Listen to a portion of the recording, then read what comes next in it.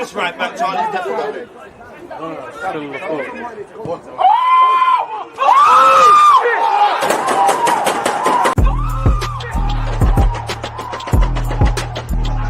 Because you always use that active red light defending. I think it's like.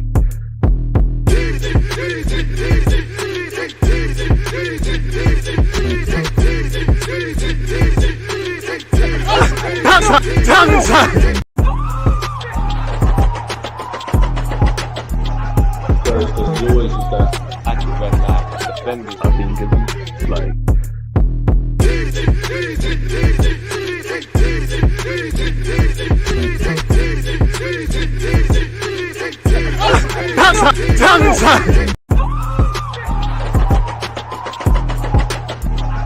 Because you always use that active red light defending. I think it's like.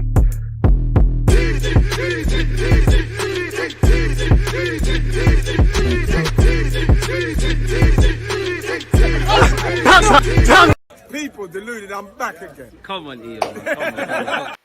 As the big man Ian Wright just said there, people deluded, I'm back again. Good morning, good afternoon, good evening, and in some cases, good night. Appreciative to my regular supporters if you're new here. In fact, if you're just here, smash the like button. One love to you lot on Twitch, but yeah, YouTube, smash the like button. Make sure you're subscribing. Anyone in the chat, any comments, opinions, differences of opinions, make sure you get them in. As usual, I hope you and your loved ones are in great health. It's a bit of a, I can't lie, I think this January transfer window, obviously we know January, it's known to provide some shockers. There has been big money moves or exciting moves, but generally January isn't where the business is done. But I must admit, it's been a bit quiet, really. We know Spurs have signed Timo Werner, who's really done anything of any significance. And where our football club's concerned, not been any outgoings, not been any incomings. All we keep hearing the same language. We're looking at Tony. We're doing this. We're doing that. We've got one ear to the summer. We're working with a tight financial budget. So who knows, man, really and truly exactly what's being said. But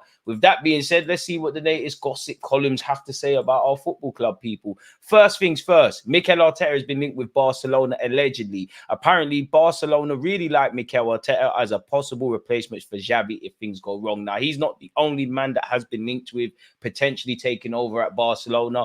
Barcelona look like they're in a mess. They can't really buy players, as Xavi has said, and there's question marks over how he's controlling the club. But it doesn't surprise me that Mikel Arteta, for all his strengths and weaknesses, is earmarked with big jobs, really. And that's why I kind of want him to succeed at Arsenal. I don't want it to be in vain. Like, I do, obviously, he's a very young coach. He's going to have a long and industrious career. He's shown a lot of potential.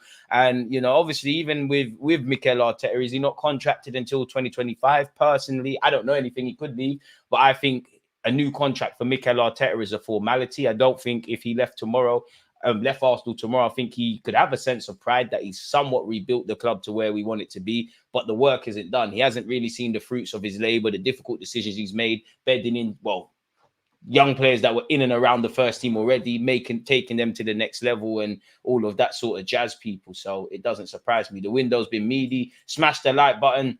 Like it's that joint you want. Well, big up DG. Content is amazing as always. It's amazing because of people like yourself, man. That's massive praise, man. I appreciate that. Again, smash the like button if you haven't done such, people. But yeah, apparently Laporte and Barcelona really like Mikel Arteta as a possible replacement for Xavi, provided things go wrong. On the topic of Mikel Arteta, I should have a video coming out at, I believe, 2:30, where simply put, I've edited it. I've just asked like what he could do to kind of make it better. So yeah, make sure you've got that in line for what you want to do in terms of content. Now, Arteta is mid. He won't last a season at Barcelona or Madrid. I don't think he's meaty. I do think there are times where he could have been sacked at Arsenal if he was Emre, or, other clubs might have clipped him, but I don't think he's meaty. I think he's got a lot of faults. I think there's definitely a lot of question marks, I am not one of these Arteta sexuals. I'm not one of these guys that continuously hit him. If somebody gives me a plan and they can bring me a manager, whether they're a young and emerging guy like Xabi Alonso or similar to Mikel Arteta, or an established manager, Jose Mourinho's lost his job. I'm just waiting for Arsenal content creators and Arsenal fans to peddle that one. If you can provide me with a plan for that, which is not you lot's job or mine, then by all means, clip Arteta. I support Arsenal. I don't support Mikel Arteta. I think right now there's more reasons to keep him. That doesn't mean that can't waver. That doesn't mean I'm religiously Mikel Arteta in. I think he's rebuilt the club. I think he's made difficult decisions in terms of incomings and outgoings. I think he's, quote unquote, brought exciting football. Not really the case in the last few games. And I just think he's doing all right at the club. Whether he can take on, as I said, big him up for the rebuild and what Mikel Arteta has done. I applaud you for that.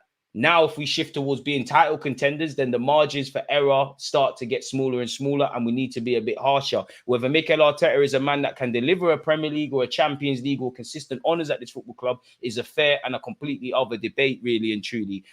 I like a lot of what he's done. I do have question marks. I have question marks over Mikel Arteta, how he's performed in the latter stages of European competition. With us having Porto, I want to see him prove me wrong. You look at Villarreal, Olympiacos, Sporting Lisbon. I'm not just blaming the manager, but across two legs, everybody has to take collective responsibility.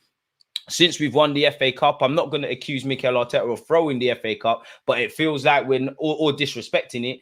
But for a team that's our bread and butter, us and United have won it the most regular times. We've got it 14 times. I think that's an opportunity missed. I'm not going to get onto you for the League Cup, but Arsenal have no divine right, or definitely this new look Arsenal has no divine right to be turning down trophies. So I have question marks about how he navigates multiple competitions. I have question marks over how, he's assembled the squad in terms of players he does or doesn't trust, what he's doing up front. The question marks for me in midfield, and obviously our ability to cope with injured players or players that get injured, some of which we've seen year in, year out. There's definitely a lot of question marks. And I think in the last 18 months, Mikel Arteta's signings have been a lot better. I'm not saying every signing they make is gonna turn out. Pep Guardiola doesn't have many, but he signed Calvin Phillips and there's nothing to really waffle about. But I do think at the end of the day, money's been spent. This is Arsenal FC, not Mikel Arteta. And if I rate you, then I have to hold you to high regards. If I didn't rate Mikel Arteta, I'm not saying none of this. You don't hear me asking any more from Cedric or anything from Zinchenko defensively, because I don't think you've got it. With other players, I might be a bit harsher, really and truly. So, yeah, I don't think it's a Mikel Arteta or die. Again, I don't think a reason to keep the manager necessarily is kind of being a hypocrite to what I just said, is to sit there and go, well, what would we do? What should we do? You could get rid of Mikel Arteta, bring in the next one, and it does or doesn't work out and things like that. But I definitely wouldn't sack him in December. I wouldn't sack him right now, really and truly. Whether he can salvage the season is another thing. But for me, if anything, you do that at the end of the year, because then we're going to automatically have to write off the season. Do I believe Arsenal are going to win the Premier League? No. But in terms of points, there's something to play for. Do I think we're going to win the Champions League? No. But again, we're in it. We might as well try. How do we salvage this season? For me, it could only end well with silverware. But I guess if you finish anything from first to third and the metrics are showing improvements and you give a good account of yourself in the Champions League, I think that would be enough internally at Arsenal to just persist with Arteta. And again, I praise the man a lot. He's definitely got a lot of faults and has to face a lot of music, really and truly. I don't necessarily think he spent money in the right way. I look at our squad. I think central midfield, some of you have been with me on this YouTube journey for years. There's a running joke that I'm always talking about midfield. Edu and Mikel Arteta were central midfielders. It's not I don't understand the signing of Kai Havertz, because I don't think we just woke up and said sign Kai Havertz. Arteta had to have been calculated. Right now, beyond what Havertz is showing me, which isn't anything amazing, respectfully to him, I have question marks over that. I don't know if bringing in David Raya when we're working with a tight budget was the right thing, and then you look at our strikers, again, in terms of the rebuild, we're doing great, but we're relying on Saka and Martinelli to make the difference like Mohamed Salah would, and he's a significantly more experienced player. In terms of a striker, we can lie and say we got 80 odd goals and the goals were shared around throughout the squad, which is facts, it was, but we all know there isn't really a goal scorer and there's a lot of volatility. Defensively, I think there needs to be a bit more brought into the club, and I think there's a naivety around, if Partey or Declan Rice, anything happens there, bringing in Jorginho, he's done well. Eddie Nketiah stepping in for Jesus, actually relying on Gabriel Jesus to score the goals. I do think there's an element of accepting footballers for what they are. A bit like Zinchenko, defensively, absolutely terrible, in my opinion, really. A bit of an exaggeration, but he gives us a lot. But the better we get, if you can do that inverted stuff at left back, great, but there has to be less of a reliance on that. And I think there's too much holes. I think the left-hand side of our football pitch hasn't been, there's a lot of holes there. Right-hand side, we know Benjamin White, Odegaard and Saka are quality, but for some reason it's not hitting. I think defensively, we've fallen off from our high standards. Ultimately, we're not putting the ball in the back of the net. So if we're letting more goals in and we're not scoring, you're not really doing what you need to do as a football club, innit, really and truly. Would you bring in Jose as a head and Mikel as assistant manager? I don't think Mikel's going to want to revert back to being an assistant manager.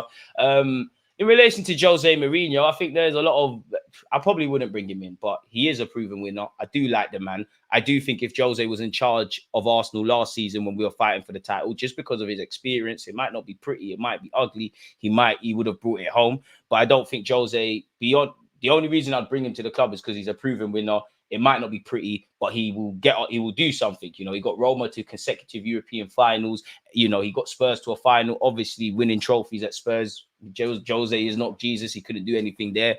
He would get things done, really. But in terms of longevity, you know, Jose is going to fall out with players. In terms of our project of young players, I do think Jose can develop young defenders, because if that is one area Jose Mourinho has bust players, it's been that. You look at Varane, nothing to shout home about, but to Shaby, you know, he's not a defender, but I'm sure he's even the reason Scott McTominay got a chance at United. I think there's a lot of good things about Jose, but I don't think he's necessarily the man for us. If he did come in, has my support.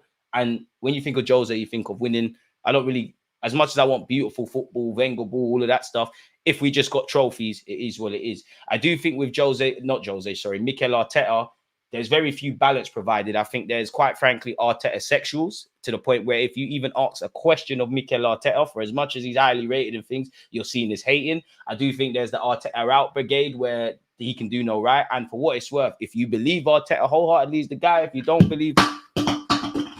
Apologies, folks, for that. Apologies. Dropped my water bottle. But as I was saying, if you believe Arteta with your whole heart is the guy and you think he's not the guy, but that's your business, innit? I think there's reasons to be both. I do think some of the more negative Arteta people, some of the more negative thoughts around Arteta, I think they're valid. Some of the more positive things. And I think we're in the middle. But what I would say is, again, big up Mikel Arteta for turning the club around, but now we're moving away from that rebuild and we're now looking at under the metrics of fighting for a league title, getting better in the Champions League, improving players, and simply put, getting closer to City and what Liverpool have done. This is now the question. Like, you show you can do the rebuild. Can you bring one of the big trophies home? Can you bring silverware home, which you did in August? I'm being a bit shameless, but yeah. Can't understand the Arteta hate. Yes, it's been 4 years, but the club was in shambles before him, and they do finally feel like we're competing, and people asking for Arteta to leave makes no sense. We live in an era where we can't question the manager without being seen as a hater, and that's what's annoying, because for me, you got to take the rough with the smooth. You can't sit here and say Mikel Arteta is a great manager, he's doing this, he's doing that, he's doing the third, and then just get at the players when things have gone wrong and sit here and say, when we've had all that possession and all those chances and not scored, and say, oh, Arteta coached the 4-0. No, you didn't. I get the logic, because sometimes I think the players have not stuck to the script. But at the same time, if it was a business, indirectly, everything's your fault. Everything is Mikel Arteta's fault. If players are not street smart enough to put the ball in the back of the net, the gaffer indirectly has to take the blame for that. And as much as I like Arteta, this is Arsenal FC. Let's remember, this is a relationship of convenience. You know, we needed a manager that fitted the philosophy. Arteta was the man. Let's not forget, Arteta, and you shown big bollocks to take this Arsenal job, really, after, you know, you didn't take it directly after Emre, you turned it down. But I mean, after Wenger, but you turned it down. Emre weren't really doing the business. Wenger is a talismanic figure for this football club. We was a mess. He's made big decisions, which I think he can make a lot of decisions Emre couldn't really. For, you know, I don't know if Emre won. If that same incident with Aubameyang happened and Emre, I don't know if the club would have stuck with Emre to the way they did with Arteta and many others, really and truly. So you've shown big bollocks to take this job as your first job. But let's remember, you know, this is Arsenal. This ain't Mikel Arteta FC. We don't want the man to be here, learn what he needs to learn, and then go and other clubs benefit from that, really and truly. You got to remember, this is his first job, and this is a fantastic club to manage, really. Arteta out, big mistake. Listen, if he cuts in it.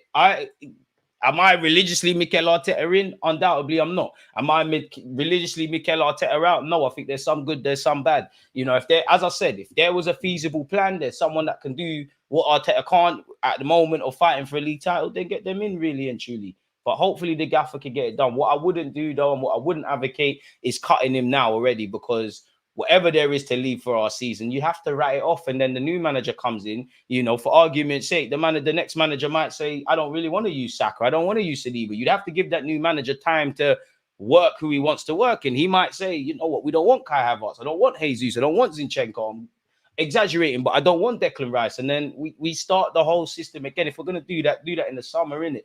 But like AMG has said there, we live in an era where we can't question the manager. And I do think, you know, as I said, there's some that Arteta can do no right. I think it's more so fans younger than me at 28 that kind of pip Arteta as the Messiah, which I hope you are, but you ain't earned that right. You're not you know, I think Wenger earned that right to kind of be back religiously, rightly or wrongly. Ferguson did, you know, Pep Guardiola has, Jurgen Klopp at Liverpool. Them kind of guys, I could understand if they had a quote unquote religious following. As much as I like Arteta, you ain't done nothing like that really and truly. So it's an interesting one, man. Man said I dropped the radar. It's way too early for that. I think everyone's too scared to spend because of FFP rules, seen as the rules seem blurry and inconsistent. In Arsenal's case, I don't think more big money signings will change your fortunes. Just sign the right players. And it does seem like everybody's kind of treading that line quite closely. Everyone's situation is different, but when you look at, you know, Liverpool, Arsenal, Chelsea, Newcastle, anyone apart from City, really, the language when they're linked with players is they need to sell before they can buy. They don't know for the finances available, etc., etc. Speaking of Liverpool, he supports Liverpool, but he's better at finding content creators. Shout out Marcel in the cut and everyone else. John, appreciate you as well. Again, keep your thoughts coming. Smash the like button if you haven't, people. So yeah, 2:30, that video there comes out. But enough waffling about the gaffer. We've been linked with Goncalo Ramos. Now, I'm pretty sure PSG bought him with an obligation to buy. Personally, I don't buy these rumors, but nonetheless, we've got not much to talk about from an Arsenal perspective. In relation to the Portuguese, former Benfica and currently PSG loanee, according to the Express, we have a perfect chance of signing the man, people. While Arsenal won't have to take on PSG's loan obligation until the end of the season, the French champions confirmed in November that they've activated the buy clause early. The Gunners could still sign the young striker on until the end of the season to offer the kind of game time that he's currently missing out.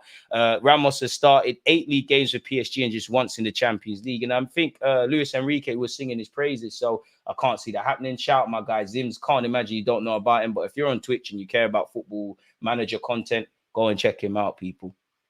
So yeah, man, I wouldn't be against Ramos, but just seems like lazy journalism, if I'm completely honest. This is said really that we're going for him, but crucially, Mikel Arteta did say Arteta has already made it clear he doesn't expect any earth-shattering arrivals at the Emirates Stadium this January. And even if we were to take my man on loan, he's just started 8 League R games this season. It's going to be expensive. It's a bit like Benzema. You know, I would take Benzema on loan, and it's not my finances. I don't care. But when you break it down, like big up Gary yesterday did, it's a very expensive loan spell, really. So you just can't really see it happening if, quite frankly, we're broke, really.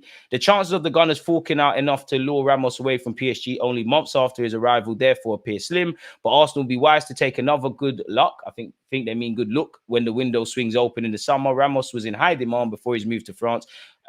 So yeah, people, I don't really buy any of that, but we've been linked with him once again. Reports won't go away, really, and again, it just doesn't make sense for me anyways. Speaking of strikers, again, reports out of Italy are saying that the North Londoners are keen on the Bologna star Joshua Zirkzee, and sporting director Edu Gaspar is prepared to pay a premium in order to secure his man, people. Bayern Munich do have a buyback clause, people, of around 35 million. Apparently Bologna are holding out for 50 odd million. I like him, 6'4", 20 odd years of age, but it does seem a bit steep for someone that there's not really confirmation over. I'd rather take that 50 million and add it towards the transfer kitty of trying to get Ivan Toney, trying to get Vlahovic, trying to get Osimhen, or betting on a Boniface and all of these sort of things, man. There's a difference between questioning the gaffer and straight up calling for his head. Big mistake to let him go, especially based on the trajectory the club is heading. Tom, I hear you, and I think you're more making a general comment. As I said, if you believe, or if you're willing to stick your neck out and say Arteta's the guy, or you don't believe in him, everyone's allowed their opinions. I can only speak for myself. I haven't called for the manager's head. I do think there's concerns over the manager, and I do think there's good things. You know, if I'm presented with new information at a time where I don't think Arteta is the guy, then I'll say that. But if I don't think he's the guy and he ends up being the guy, then I don't care about being. It feels like a lot of football fans just want to be right. If me being wrong means Arsenal win the Premier League or anything like that, who gives a flying monkeys, man?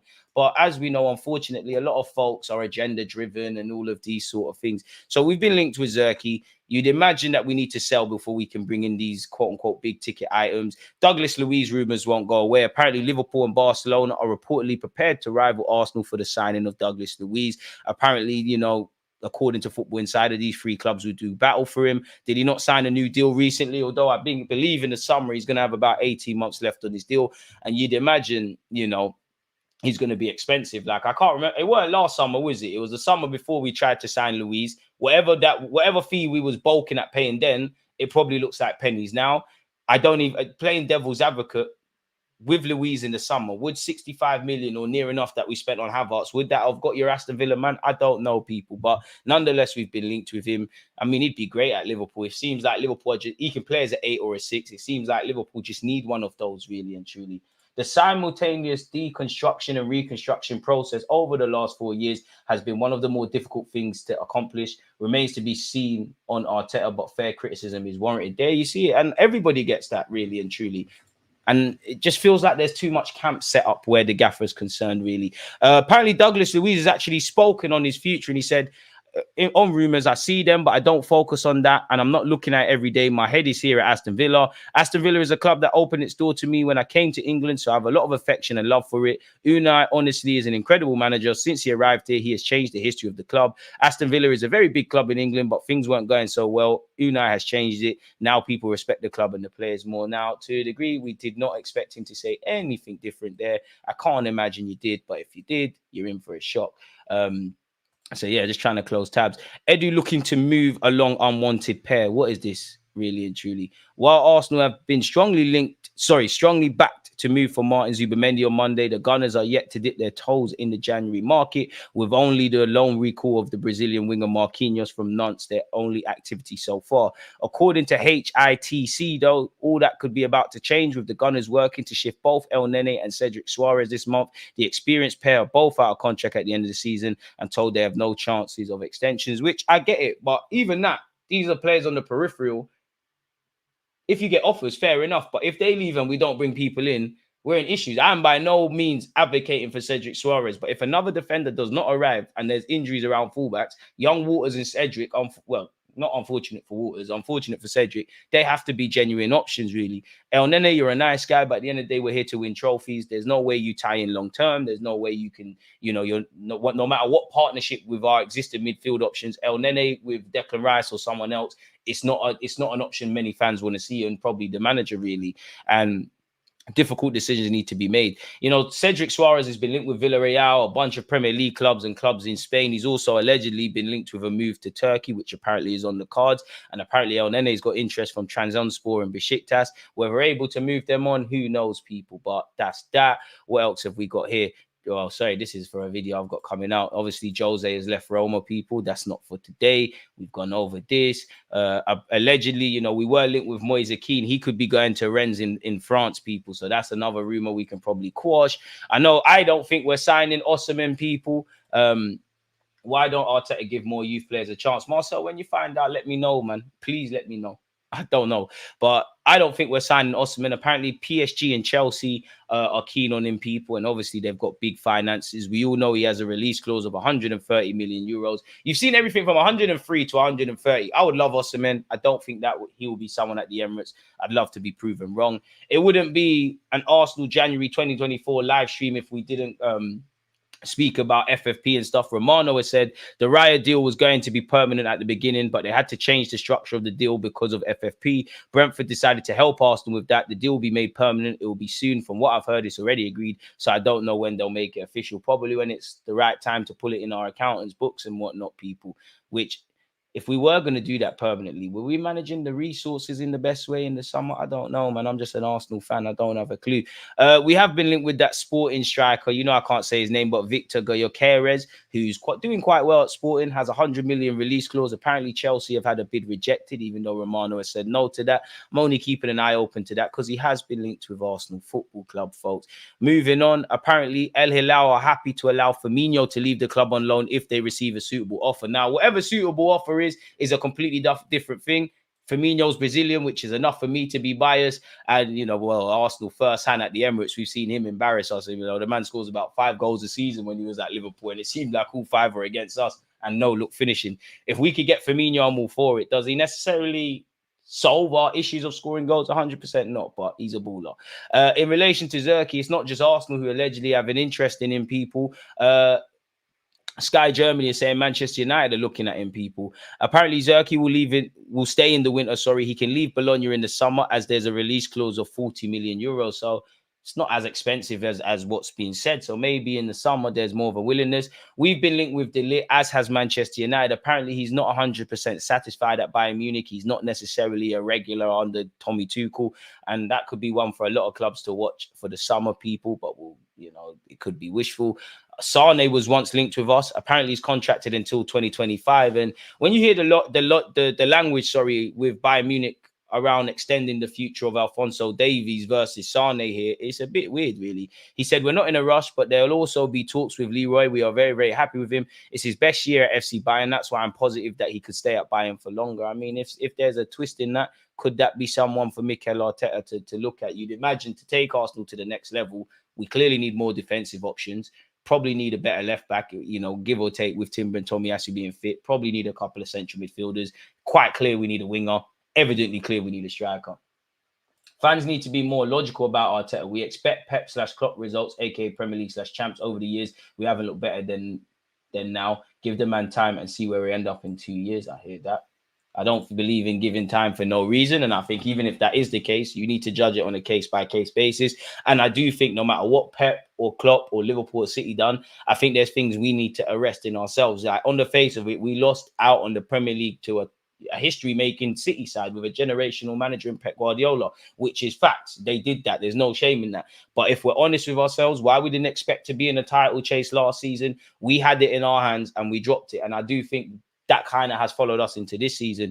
We could already have our replacement for Aaron Ramsdale, provided he leaves the club. Allegedly, a host of Premier League clubs, including Arsenal, Liverpool, and Manchester City, are all interested in Anthony Patterson, with Sunderland ready to cash in on the 23-year-old goalkeeper this summer, which, homegrown, it does help. If he's undoubtedly the number 2, fair enough. Arsenal are likely to sell Aaron Ramsdale this summer, whilst also completing their permanent move for David Raya. But a young English number 2 is in their thoughts, and Patterson is someone that has impressed their scouts. So if that's the right man, get it done, really and truly. On Onana, Sean Dyche has spoken. He said he's been heavily linked before I was here and after. It's just another story. He's an Everton player, so any decision that we make on players, it will be us to decide. As you know, Everton are in a bit of a spot of bother around profit and sustainability rules.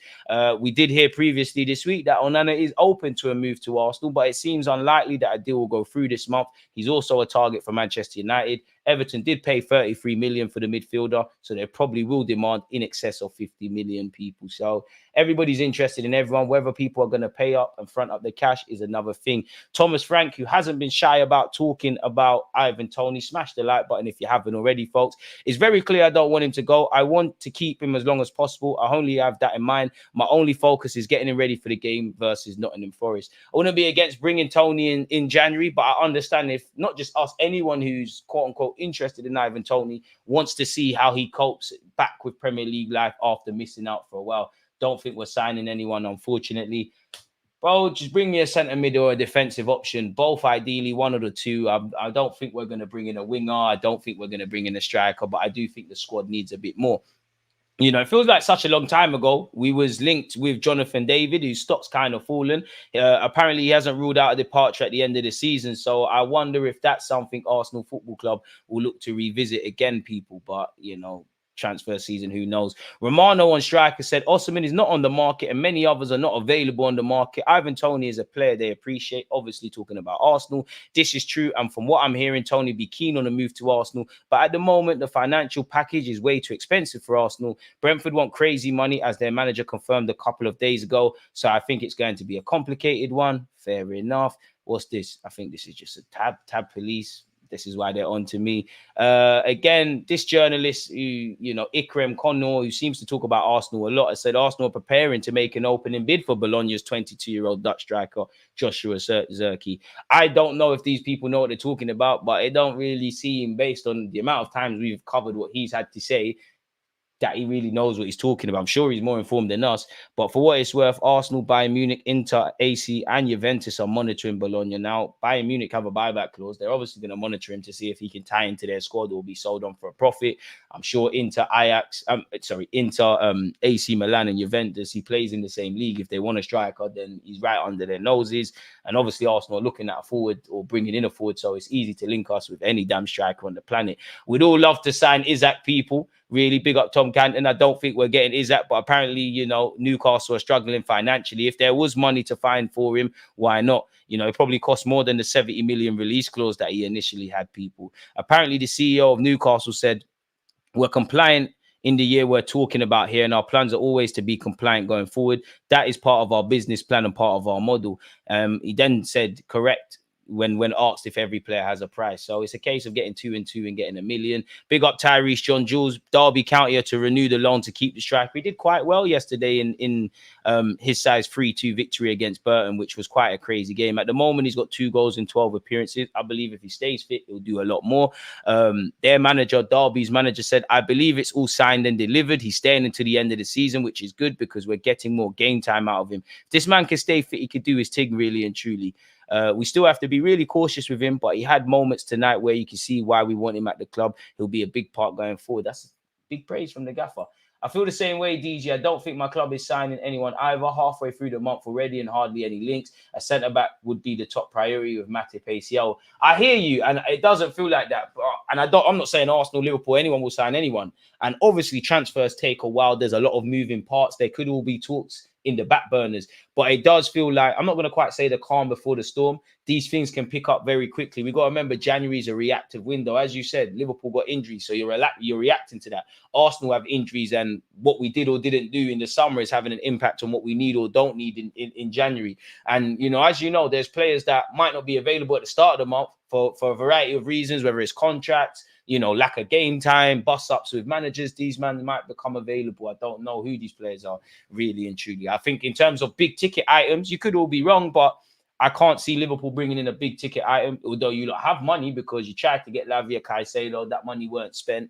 Got in Endo, maybe there's something there. Where Arsenal Football Club are concerned, I don't see a big ticket item, the Tonys, the Osmans, the Douglas Luizes, the Zuba Mendes. I'd love to be proven wrong, though. I'm good, my guy. I hope you're doing well and safe. I hope you're doing well and safe. And big up all of you lot, man. I hope you and your loved ones are doing great. And I hope you're having a great start to the day. Again, smash the like button, subscribe, and keep your thoughts coming. So that's in relation to Tyrese John Jules.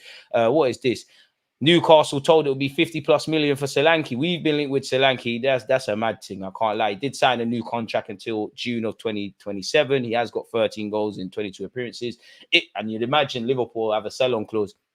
If he was sold, if he did join Arsenal, and he was the best thing ever and he can get 20, 30 goals, cool. There is a reality where that could be the thing. But for me, I don't see the use in spending 50 million on Solanke. It don't make sense. You know, if we're bringing in a striker, every striker presents a risk, but for me, it has to become clear that we're 100% convinced that he takes this system to another level. I don't think that's necessarily the case of, even though I like him a lot more, of Ollie Watkins. I don't necessarily think that's the case of, obviously, Solanke. Definitely that Broja guy at Getafe, and half the strikers we've been linked with, really. It's easy to link Arsenal with strikers.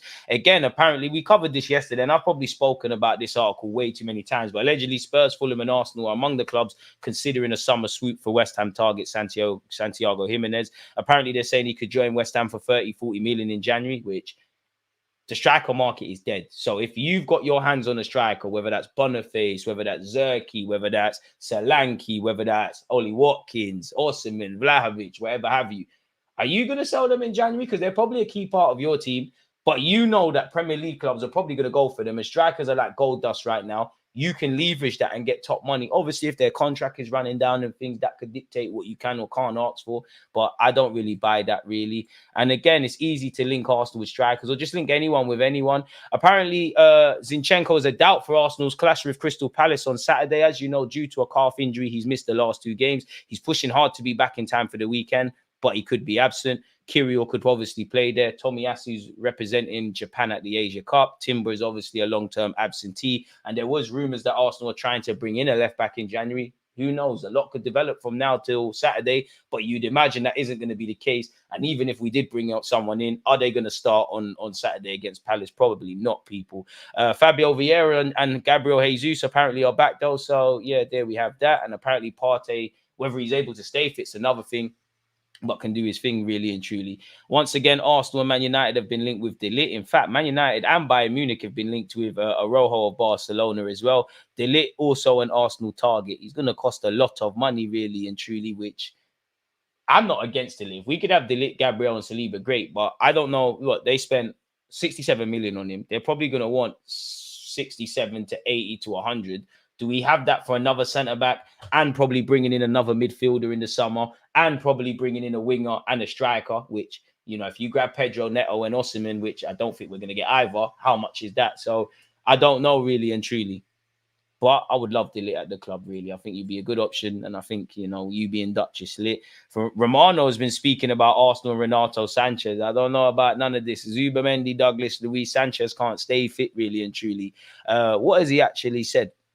Some Arsenal fans have reacted to this news as they've been linked with midfielders such as Douglas Luiz, Onana and Zubamendi, but since they're all too expensive for this January, could it be worth going for Sanchez? In my opinion, it wouldn't be the right move. Arsenal need to go for a consistent player who can always be available. I like Renato Sanchez, but he's been injured many times in recent years, and we've already got Thomas Partey for all of that, man. The treatment table at Arsenal is probably a very lit change room to be part of. Apparently, a host of EFL clubs are looking at Arsenal talent Jack-Henry Francis and looking to take him on loan, which you're 20 years of age, probably best to go and play league football. You can't imagine you're going to get a crack at making it in Arsenal's first team long term, in my opinion, much less in the midfield this season. So go and do your thing, really and truly, man. Go and play football. Minutes are currency. Set your career up, people. Arsenal may have reportedly have been handed a potential boost, as it seems Sporting Lisbon striker Victor Gyökeres is not currently under consideration at Chelsea. Ben Jacobs has said that as well. He has been linked with Arsenal, although there's no concrete rumours to suggest Arsenal want him beyond our need for a striker. Who knows, really and truly, but that's that. We've already spoken about the Sunderland goalkeeper, Anthony Patterson. Apparently, Arsenal, City, Liverpool, and a couple of other clubs will do battle. But you'd imagine if you're going City, they might bring you into the City group and you go on loan, but there's no confirmation you're going to get ahead of Ortega, let alone Edison. Liverpool, you've got Alisson and you've got that Irish kid. What's his name, man? He's a good keeper as well, who arguably, if he went somewhere, he might be a number one. At Arsenal, obviously, you're probably not going to be ahead of David Ryan. At 23, you probably need games. But if we can bring in a number two that fits the philosophy, he's English, so it helps with registration purposes, I'm not against that, really. But you'd have to talk to a Sunderland fan to really comprehend his level and all of that jazz. I can't tell you that. After Victor Boniface's injury, Leverkusen bosses are keeping an eye on the transfer market. Obviously, the 23-year-old is out for several weeks, and he's someone that I think should be high on the list of what Arsenal want to consider in the summer. Now, I'm not endorsing these in the nose or saying they do or don't know what they're talking about. Everybody's got sources and all these things. But a couple of in the nose have said Arsenal expect to sign Ivan Toney in the summer if all goes to plan with his comeback in the next 6 months. Arteta is keen to sign a Premier League proven forward who is English, with the expectation that a few homegrown players will depart in the summer, remain open to an opportunity this window. So who are these homegrown players? If a winger comes in, Nelson, One Love, Eddie Nketiah is someone that can bring finances into this football club. Obviously, Aaron Ramsdale's days appear numbered. It could be the end of the road for Emil Smith-Rowe, unfortunately, which I hope is not the case, people. So we'll have to monitor that very closely. What's this? I think this is kind of the same logic with these in the nose. Allegedly, his first tweet on September the 1st, 2023 said, Arsenal see Ivan Toney as their next big investment, with a move for the player set to come in January or next summer. The Brentford striker would cost upwards of 65 million. Arsenal would have moved for him this summer had he not faced a ban from the FA, so move delayed. And you can see him wishing Declan Rice happy birthday and doing all the Mudryk twerking for Arsenal. A follow-up tweet on the 12th of January said, Ivan Toney still Arsenal and Mikel Arteta's first choice striking option. As I mentioned at the beginning of September, the club was keen to try to bring him in this window or next. However, Brentford are reluctant to sell as they like Toney back to help secure Premier League status after struggling for form this season, which they have. And they've also got, Wisa going off to play in the AFCON, and Buemo would have as well, but he's actually injured. And they've stood behind Ivan Toney. So they're probably saying, I'm not being funny. Most clubs would have fed you to the walls with a betting thing. We stood behind you. We always made sure the door was open. Come and show your quality. Get back to winning ways. Get in the Euro squad. And you can F off to Arsenal, whoever wants you. I think Osimhen goes PSG or Chelsea. We get Ivan Toney, but I don't know anything, people. So we'll have to see. Arsenal look likely to attempt to lure the player in the summer. And to be fair, if there was an opportunity to get Ivan Toney in January, I would, but I also wouldn't. I would because I think he's a quality player. If Arteta genuinely wants him, go get it done. But at the same time, if you spend that bread and he looks like a man that's been out of action for 8 months and he's not hitting the ground running, the same people that are clamoring for his signing would have something to say. And I'm not being funny. I like Toney, But I would want to test the waters for Osimhen, for Vlahovic, for Boniface. Just put feelers out and see what could be done, really. But if this is the number one target and this is the man Arteta is convinced on, it's irrelevant what other people are doing. Get it done then. Anyone taking Trevor Chalobah? Apparently, Man United have joined the race to signing people from Chelsea. Inter and Bayern have now. I know he's not someone people be convinced in, but he can cover a couple of roles. Many people would say steer clear from Chelsea. I think when we went to Chelsea for a central midfielder, we should have went for Kovacic, but it's happened now, innit? What's this? Arsenal could sign 103 million Rice partner who's Cazorla-esque. Matt Dawson, I hope this ain't clickbait. I hope this is not talking about Zubamendi and things like that. Okay, it's about Paulinho. Santi Cazorla-esque? I don't know. Oh, you're talking about João Neves of Benfica, who Man United want. Decent little player, the 19-year-old.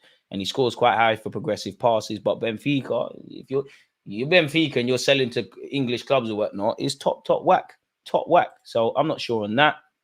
Big up at Arsenal Barclays. He's kind of condensed what David Ornstein's allegedly said. Ornstein has said allegedly Arsenal have identified, I think he means identified and prepared options in multiple positions for now, summer and beyond. We know this, but whether any of those can or will be acted upon before the end of the month is another matter altogether. It will largely depend on whether and which players leave and what space and finances that would create to do business the other way. Sorry for the boring answer, but to my knowledge, it's the reality. Arsenal really need to get their existing players who are proven to deliver the results the club wants to rediscover their best form. That seems to be a bigger issue right now than recruitment. Oh, both of them indirectly. Where I do think we're in these issues because of the recruitment, but Arteta has to maximize what we need. You know, Arteta said we need to be a team that gets 100 odd goals. One man ain't gonna sign and do that. Salah didn't get all them goals by himself. He had other people around, Haaland the same, etc., etc. So we'll have to see, really, but I can't imagine that's anything new there. We've been urged to sign. Rio Ferdinand has urged us to sign Isaac. I mean, there's a number 14 shirt for you at the Emirates. I know that much. Big up Eddie and Ketia, but you'd have to get disarmed for that if there's levels. But I think everyone would like it. Isaac would be lovely. The only thing around Isaac is he gets injured all the time, but big fan of his. He did look Bandulu for a long period of his career. You look like the guy. Whether Newcastle would let him go, who knows? We've been linked with Musiala. You know what? I appreciate these blogs for lying because the dream is free. The hustle is sold separately. I'd love Musiala. Sign him in Football Manager. Let me guess. Is there something around the 20-year-old's contract? Arsenal, Chelsea, Liverpool are all keen on having Bayern Munich sensation Jamal Musiala in their ranks, according to reports in Spain, people. Apparently, Bayern are uncertain because of his contract situation. There you have it. We'd all love Musiala at the carpet. He's a quality player, but I don't think he fixes anything at the Emirates. We'd love the 20-year-old. He's German technically, but has played for England at youth level, so we'll count as homegrown. There's resale value. He grows with the squad. It'd be amazing, but come on now, man. We ain't signing on Musiala. Chelsea got the pay packet. Maybe Liverpool could. Maybe he stays at Bayern. Maybe he calls Jude Bellingham and says, you know what, pattern me and move to Madrid. I'd love to be wrong and we wake up one day and we've got Musiala, but really, I don't know, people. But I appreciate whoever made that article for at least throwing another name, really, because it is getting a bit boring, really and truly. What's this? Newcastle man now being offered to clubs for January transfer. Man said Isaac Hayden. Big him up for Maguna, but come on, man. Now I thought we was going to hear about Bruno Gomares or Isaac or even a Dan Burn. Like man said Isaac Hayden. Get out of here, man. With that being said, I don't think there's any other sort of transfer news, views, and all of that. If you haven't smashed the like button, make sure you're doing such, man. John Jules, promising young player. I've seen him play. I see the talent. I can't lie. Just needs to stay fit. You know, I think there'll be too much of a pathway issue at Arsenal because Eddie's in front of him. Obviously, Balogun couldn't get a sniff. You've got Jesus, Martinelli, Trossard, Havertz who could play up there. We're going to buy another striker. But I genuinely think when he stays fit and can get a proper run of games, I think he'll do the Arsenal Academy graduates proud. I'm a big fan of John Jules, man.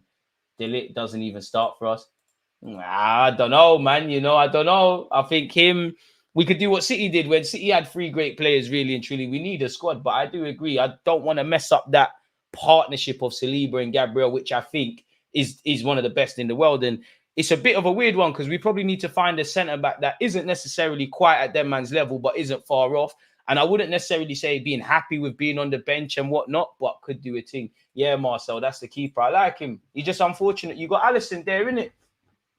And the thing is, when you look at Arsenal with homegrown players, as much as I think there's logic between Nelson leaving, Smith Rowe leaving, Nketiah leaving, Ramsdale leaving, Can we really let them all go? Because we have to register. I hear it. It's 100% profit, all of that jazz. They're probably all on the peripheral. None of them are key players like that. The wickedest thing is, out of Aaron Ramsdale, Smith Rowe, Nelson, and Nketiah, Nketiah is probably the more vital player. I don't necessarily believe that, but he's the one that genuinely could start ahead of Jesus and is kind of in the thinking, really, really and truly. But can you let all of them go? Because we need to register players. And then we probably need to bring in a couple. That's where I kind of give food for thought to the Ivan Toney links or that young keeper we just spoke about and things like that. I'm cool on Boniface. Didn't know the guy has had 2 ACL scary settings. Oh, it scares me as well. I like to be positive and think that's cool, but yeah, man. A lot of homegrown players on the chopping block, man. Hey, Marcel, too early for the Smith Rowe slander. Allow him, man. Am I the only one who thinks Boniface looks out of shape? Wouldn't surprise me if he continues to pick up big muscle injuries until he gets that sorted. I don't know, man. I'm not a PT or Weight Watchers done. If that's genuinely concerns, then yeah, man. That Ajax that tore up the Champions League, the likes of De Ligt, De Jong, Ziyech, Van der Beek, and them, man, a flop. You think they're overrated? Ajax did bank, though. I don't say they're overrated, but I guess there's some logic in it. You know, I do think I rated Ziyech a lot higher than ultimately what he displayed in the Premier League. De Jong, I like him a lot, but he's soft, innit? He's a good player, but I don't think you're a mentality monster. Donny van der Beek, I never really rated him like that, but I must admit, I didn't think you would be doing what you're doing. De Ligt, still think there's question marks. Don't think he's gone to the level I would have suspected. And you could, obviously, like you said, they made bank, but you could make logic with saying probably a lot of them left too early. That's why if I was Joel Hatto, I want that guy in the summer. I think he's lit. But you're 17, you've captained Ajax. You're more or less playing every minute. You know, you've been called up to your country. Get that experience. Get 100 appearances under your belt. Develop, because Ajax is a big club. Obviously, respectfully to Ajax, you know, if Hatto joined the top 6 club, the pressure is more. But just take your time and develop. I do think in today's day and age, a young player bursts on the scene, plays an hour or plays 10 games, they're snapped up, that's it. And sometimes it's lit, but that's why I rate someone like Bellingham. You know, obviously at 16, he was in the first team at Birmingham. You could probably imagine for a number of years prior to that point, the bigger English clubs were probably onto him. Didn't leave, learned what he needed to learn at Birmingham. Man United wheeled out Sir Alex Ferguson and took him around Carrington and all of that, put all the offences on. Many players, and I'm not saying he might have went to Man United and never developed. He might have went to Man United and been lit.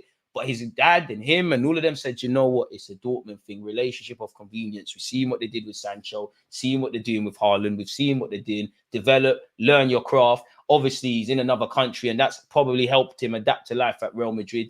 And then you move and arguably you join Real Madrid at the best time, because in my lifetime, this is the most I've seen Real Madrid. I won't quite say it's a youth project because they've got experience, but Vinicius, Rodrigo, if they grab Mbappe, obviously Tchouameni, Valverde, Camavinga, Bellingham, you know, Arda Güler, they've got players that obviously I don't think all of these players are going to be at Madrid for 10 plus years, really. It happens. Real Madrid is a club that one day they sell you and there'll be other stars on par and things will happen, but you joined at the right time. But yeah, that's why I think young players just take it easy sometimes, man.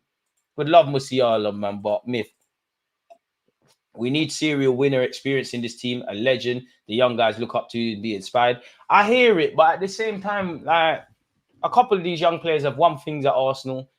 Kai Havertz, Jorginho, you man have won trophies. Declan Rice has won a European trophy. You know, a lot of them have been in high pressure environments. So I hear you, but it definitely could thingy. But I just think everyone's got to be a mentality monster. You know, you look at Liverpool, of course, when they were winning trophies, I'm sure if you go through it, there's guys that have won trophies, but I would hardly say when Mohamed Salah, obviously he was probably there at Chelsea when they won trophies, but he weren't a key player like that. I don't know if Mane won anything of significance. I don't know the same for Firmino.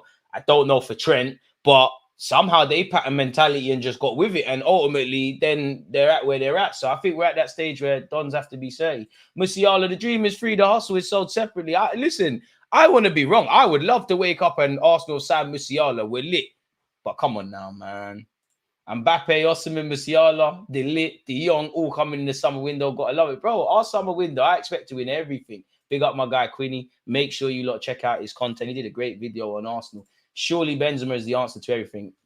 I mean, in terms of on paper, we need a striker. Benzema's a proven winner. He's a quality player. You know, he's a player we wanted for years. And, you know, he wears the hand thing. But when you break it down, I don't know for Benzema's motivation. You've won it all. You're cooling in Saudi. you sign. I'm not saying this. I'm just being devil's advocate. You sign for Arsenal. You're going to be there for 5-6 months. Do you necessarily care about what happens? You've been around Carlo Ancelotti and all these big dogs. Are you going to take Mikel Arteta in? I don't know. And financially, I don't know.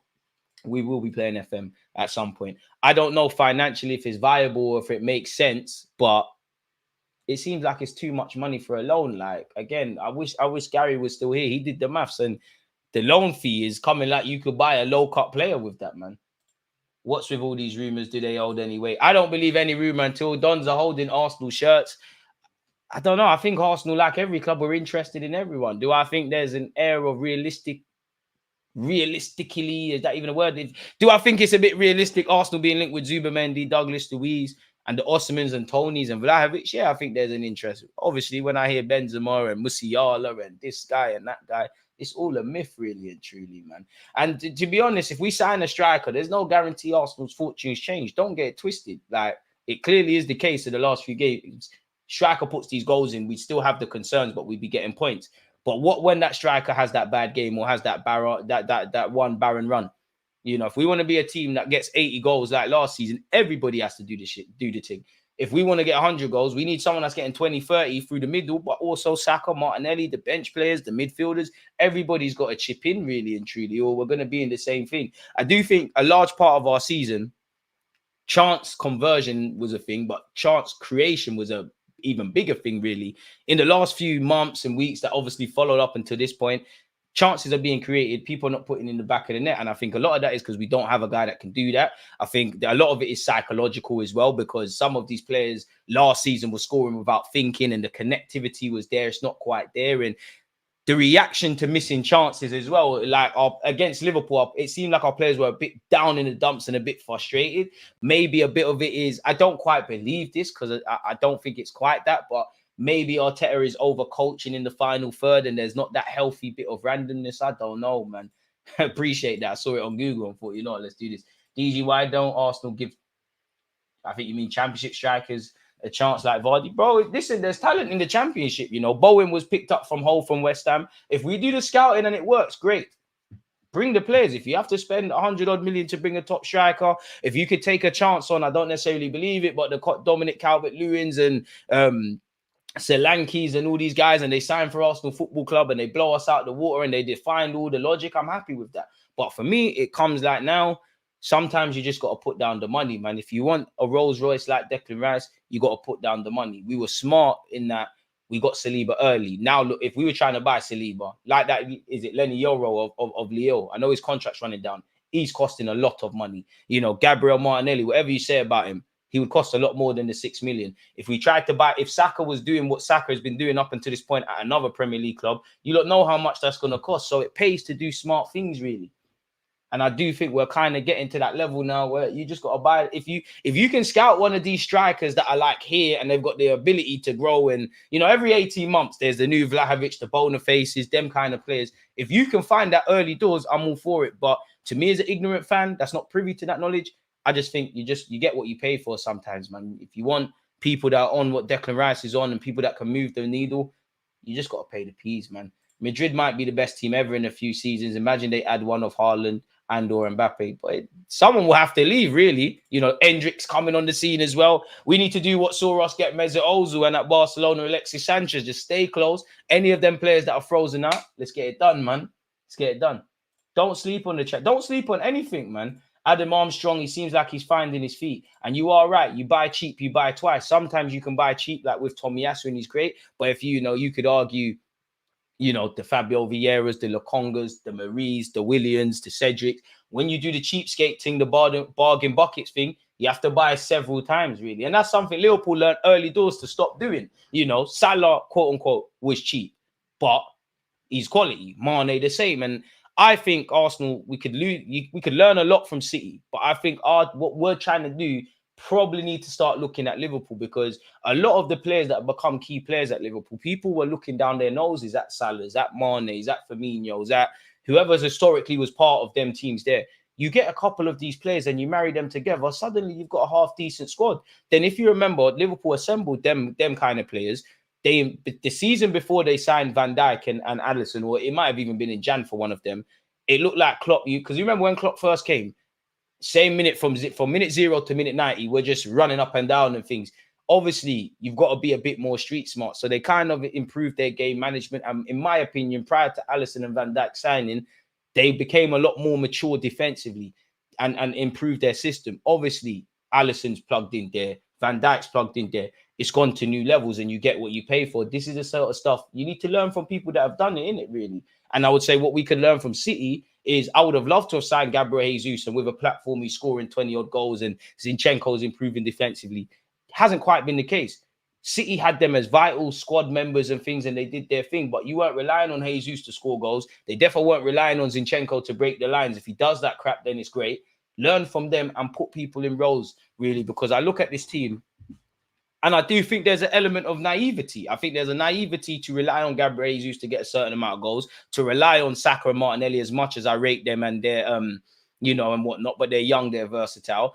Not quite sure what Kai Havertz is on, but again, I can't be angry at Kai Havertz if he plays up front and doesn't score. I can ask you to score more, but you've never shown me you're a bagsman. I can't complain when Zinchenko is shaky defensively because these are players at this stage in their career. Yes, they can improve, but are they going to show evident improvement? Obviously, we'd all love Thomas Partey to get back fit and stay fit, but we're watching the same movies and complaining about this same ending. It don't make sense. Wijnaldum as well. You get it. Like, these are guys that people were turning down their nose at. They weren't unanimously sexy signings. Well, to be fair, people did like Newcastle. Well, Van Dijk, Wijnaldum at Newcastle, but you get the point.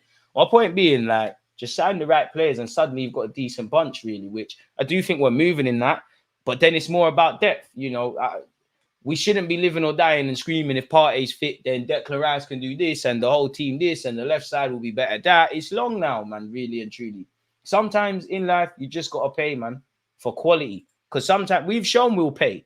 And I'm not trying to diss Kai Havertz, but we've shown we'll pay for Kai Havertz and we've shown we're paying for Declan Rice. Two very different narratives. I don't want, and I hope Havertz wakes up and he looks like Ballack and Schweinsteiger. And I don't think he's done badly, but I don't think he's done amazing.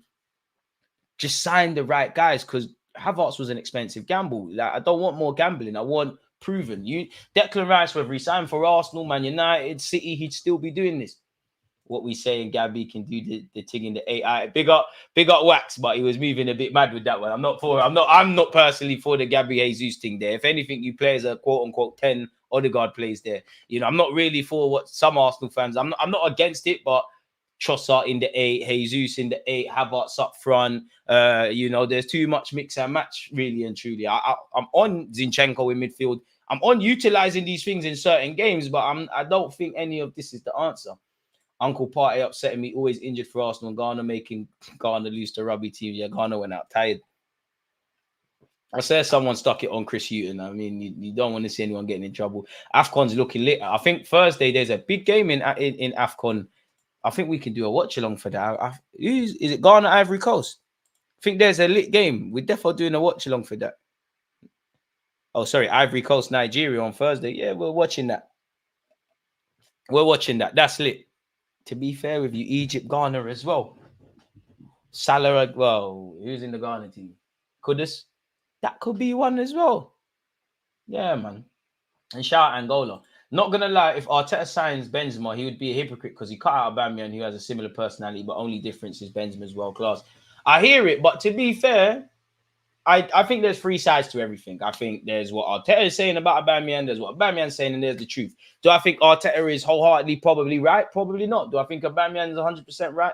Probably not. But at the end of the day, Arteta is the gaffer.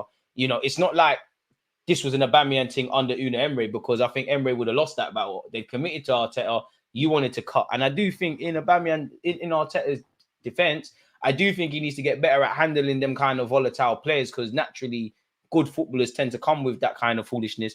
But I do get the vibe that, Aubameyang was the captain. He loved him and all of these things. I get the vibe that ultimately just taking the piss too much now, really. Like, he probably let him get away with stuff and then it just got too much. I'm trying to put in a new mentality. I'm not here for this. De Ligt didn't flop, in my opinion. He was good at Juventus. I hear that. Egypt versus Ghana. We're mid though. Nigeria getting piped by Ivory Coast. I mean, I'm just going to be watching as a casual, man. Havertz and Raya 90, and we didn't need to do it. You throw in Fabio Vieira. I hate to throw in Fabio because I like him, but 30 million not got too much bang for our buck.